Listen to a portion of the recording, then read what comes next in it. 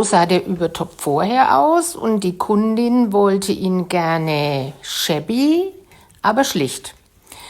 Ich habe als erstes mit Natural von Yellow Chair getupft. Das Gute ist, dass diese Farbe schon ein bisschen eingedickt ist, weil ich die schon länger habe. Die könnte man jetzt auch wieder strecken mit Wasser, aber das hat mir jetzt gerade getaugt, weil wenn man da sehr viel auf den Pinsel nimmt, dann gibt es so eine richtig schöne Struktur.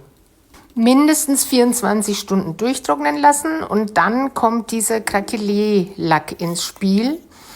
Auf die getrocknete Farbe wird dieser Lack relativ dick und in eine Richtung aufgetragen und es muss zügig gehen.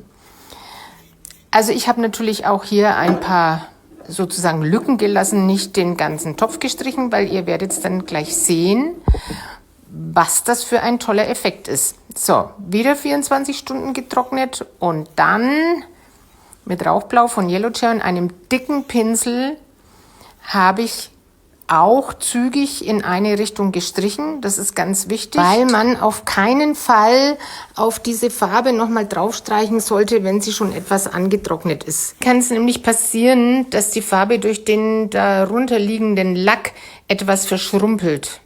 Und hier sieht man jetzt das Ergebnis. Nach dem Trocknen bricht die obere Farbschicht auf und die untere Farbe kommt zum Vorschein. Jetzt kommt ein kleines Intermezzo. Ich arbeite ja oft an 2, 3 Sachen gleichzeitig und habe das Anthrazit, das ich bei dem Bild für das Rechteck verwendet habe, dann als Dry Brush, also wirklich mit ganz wenig Farbe auf dem Pinsel, noch auf den Übertopf aufgetragen.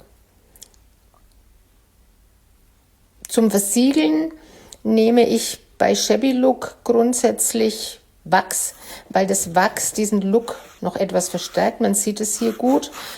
Die Farbe wird etwas dunkler und bekommt eine wunderschöne Haptik.